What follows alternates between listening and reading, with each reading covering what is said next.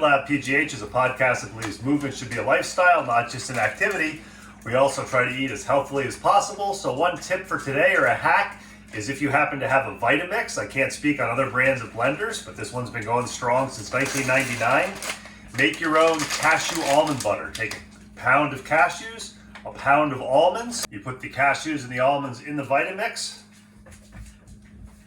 Put the top on. Remember, if you don't put the top on, it'll make a mess. You turn it on, and with time lapse, in a couple of minutes, you'll see almond butter.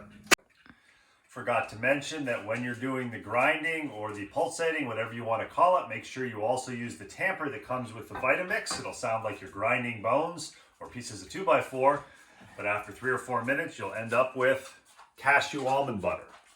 So a pound of cashews, a pound of almonds, salted or unsalted, your choice, dry roasted or not roasted, and you can have your homemade almond cashew butter.